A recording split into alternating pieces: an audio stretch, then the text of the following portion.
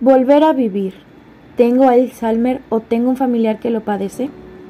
En algún punto de nuestras vidas hemos utilizado o utilizaremos este término, ya sea porque conocemos a alguien cercano que lo padece o porque presentamos ciertos síntomas que se relacionan. Sin embargo, no solo nos debemos guiar por la pérdida de memoria, sino los factores y cuidados que implica.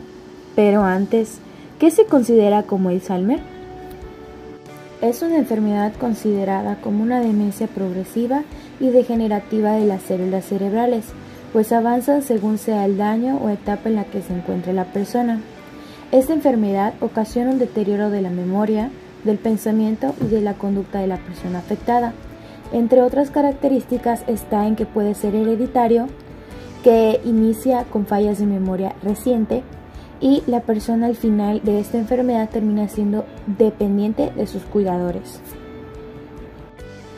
Así como muchas otras enfermedades, se requiere confirmar por profesionales si la persona padece de Alzheimer y en qué grado se presenta.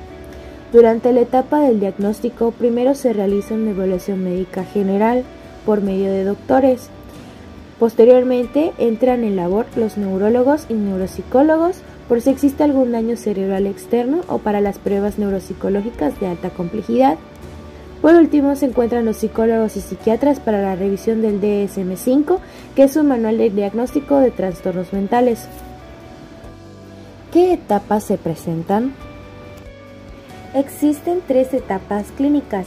La primera son las fallas de la memoria y conflictos, en la cual es muy evidente la pérdida de memoria episódica reciente. Por ejemplo, se olvida que se desayunó o la plática que se tuvo con algún amigo hace un instante, hace un día o incluso hace una semana. Asimismo, existe un deterioro en la memoria remota, en la cual se pierde la capacidad de almacenar y conservar recuerdos de eventos o conceptos pasados. Por último, existe la falla de la memoria semántica, que es la capacidad de recordar información conceptual o factual. Por ejemplo, ya no se reconocen los nombres de los colores.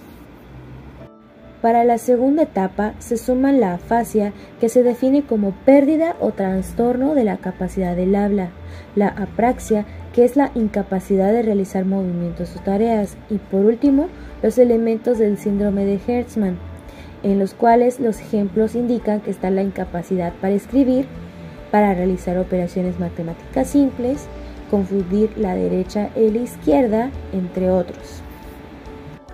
Por último, en la tercera etapa, los cuidadores y la familia cercana se enfrentan a 2 grandes situaciones un tanto complicadas, pues el paciente requiere de un cuidado permanente y la preparación para futuras complicaciones con riesgo vital. Trastornos conductuales. ¿En qué etapas se pueden presentar? A pesar de que existen cambios en aspectos fisiológicos y cognitivos, también existen cambios o aspectos conductuales que modifican el estilo de vida de una persona con Alzheimer. Entre estos trastornos conductuales se presentan depresión, observada frecuentemente en la primera o segunda etapa clínica. Los aspectos que son notorios son la pérdida de iniciativa, tendencia al llanto, estado de inquietud y ansiedad. Estos pueden ser ocasionados debido a la frustración, desesperación y culpabilidad que siente la persona al olvidar algo que para los demás o para él mismo son importantes. Los delirios lúcidos. Estos también se presentan en la primera y segunda etapa, pues son muy evidentes, pero para la tercera etapa resulta muy difícil de detectar. Lo más común es las celotipias, que son las infidelidades por parte de su pareja, o al menos esto se llega a pensar.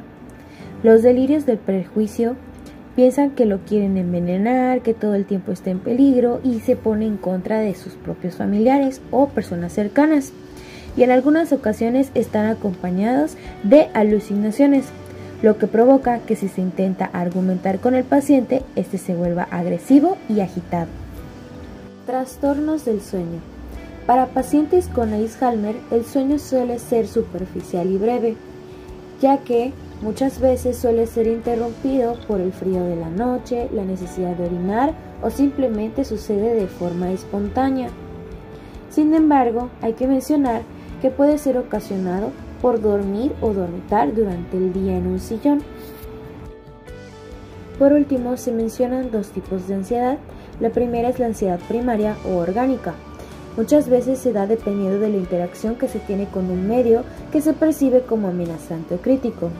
En segundo está la acaticia, conocida como una ansiedad motora que les impide permanecer tranquilos en un lugar, obligándolos a estar en constante movimiento, incluso cuando requieren de ayuda para hacerlo. Para poder contribuir a la disminución de las frecuencias en alteraciones conductuales y mejorar el estado de ánimo en una persona con Alzheimer, se recomienda el tratamiento farmacológico, llevar a cabo una estimulación cognitiva y la orientación familiar.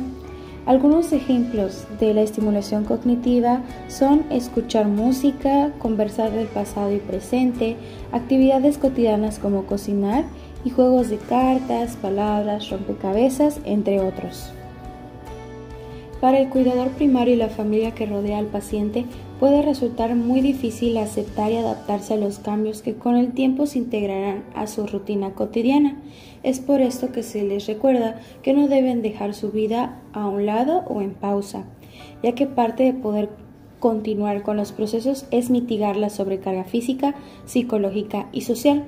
Esto quiere decir que se pueden practicar algunas actividades físicas con regularidad, dormir horas suficientes, no ser autocrítico, reconocer y aceptar las emociones y sentimientos sin ser juzgado, planear y organizar su tiempo, continuar realizando lo que más les agrada y aprender a poner límites, entre otros. El Alzheimer no es un tema sencillo, pero es importante conocer cada vez